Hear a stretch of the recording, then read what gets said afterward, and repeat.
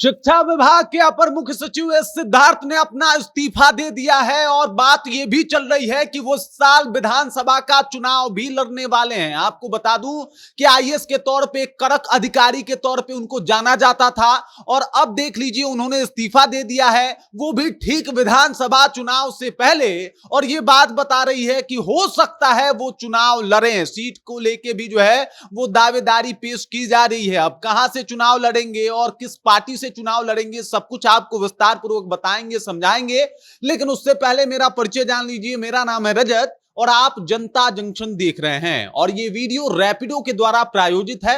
रैपिडो एक ऐसा ऐप है जिसके थ्रू आप पटना में रहकर 35,000 तक का महीना कमा सकते हैं, वो भी सिर्फ मोटरसाइकिल चलाकर। आपका कोई बॉस भी नहीं रहेगा और ना ही आपका कोई काम करने का टाइमिंग होगा। आपका जब मन करे जाइए और पैसा कमाइए। इसके लिए आप प्ले स्टोर पर जाकर रैपिडो का कैप्टन ऐप डाउनलोड करिए। उसके बाद आप अपने फोन नंबर से इसको रजिस्टर करिए। उसके बाद अपना डॉक्यूमेंट डाल दीजिए, जैसे ड्राइवरी लाइसेंस हो गया, आधार कार्ड हो गया और भी जो डॉक्यूमेंट जो है वो ऐप मांगता है। फिर डॉक्यूमेंट वेरीफाई होने के बाद आप रैपिडो के जरिए पैसा कमा सकते हैं, वो भी अपने परिवार के साथ रहते हुए, और आपको बाहर जाने की भी कोई आवश्यकता नहीं है, जरूरत नहीं है। अब वापस आते हैं एस सिद्धार्थ के ऊपर। आपको बता दूं कि एस सिद्धार्थ जो कि एक कड़क अधिकारी के तौर पे जाने जाते हैं, माने जाते हैं, उन्होंने अपना इस्तीफा दे दिया है और उनका इस्तीफा 31 जुलाई को कबूल भी कर लिया गया है।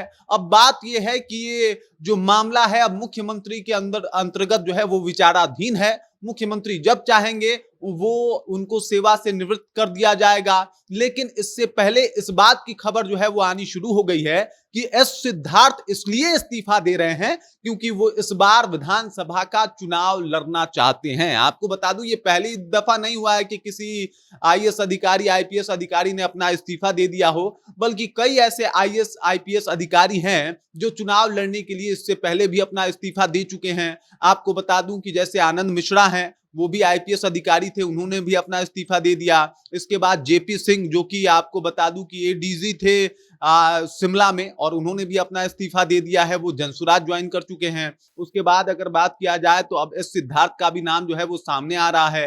इससे पहले भी कई और अधिकारी थे जो एकदम से उन्होंने इस्तीफा देके चुनाव और राजनीति को चुना था।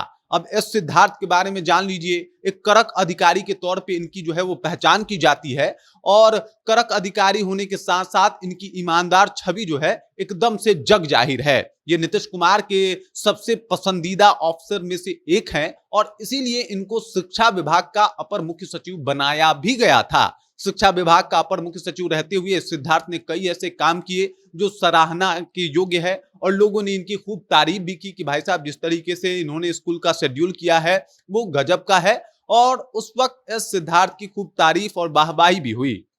आपको बता दूं कि नवंबर 2025 में ये इनको सेवानिवृत्त वैसे भी कर दिया जाता, लेकिन अभी ही इन्होंने जो है एकदम से इस्तीफा दे दिया है। इसका मतलब ये है कि विधानसभा से ये चुनाव लड़ेंगे और विधानसभा में नवादा जिले के किसी सीट से ये चुनाव लड़ सकते हैं। बात आनी शुरू हो गई है। अगर पार्टी की बात की जाए तो जेडीयू से ही ये चुनाव लड़ेंगे क्योंकि जेडीयू में इनकी पहुंच ज्यादा अच्छी है। नीतीश कुमार के पसंदीदा जो है ये अफसर रहे हैं और नीतीश कुमार इनको खूब पसंद करते हैं, नीतीश कुमार को खूब भाते हैं एस सिद्धार्थ। तो इस वजह से एस सिद्धार्थ जो है वो जेडीयू से ही चुनाव लड़ेंगे। इसकी भी लगभग बातें जो है वो बाहर आ चुकी है और नवादा जिले से जाके चुनाव लड़ेंगे। मतलब नवादा जिले में जो 6 विधानसभा सीट है उसी में से किसी एक विधानसभा सीट से जो है वो एस सिद्धार्थ चुनाव लड़ने वाले हैं और इसी को लेके जो है वो तैयारी करने के लिए इन्होंने पहले ही, मतलब नवंबर में इनका वैसे भी इनको सेवानिवृत्त कर दिया जाता, लेकिन इससे पहले ही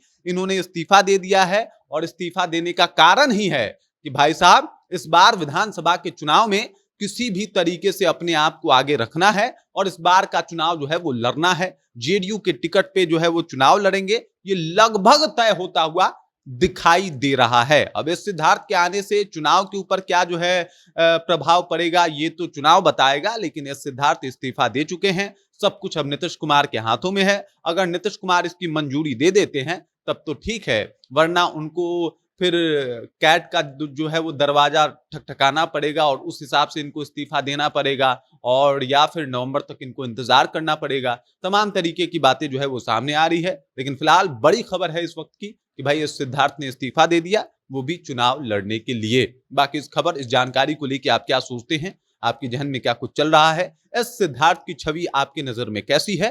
कमेंट करके अपना विचार हम तक पहुंचा सकते हैं। बाकी आप देख रहे हैं जनता जंक्शन और मेरा नाम रजत है।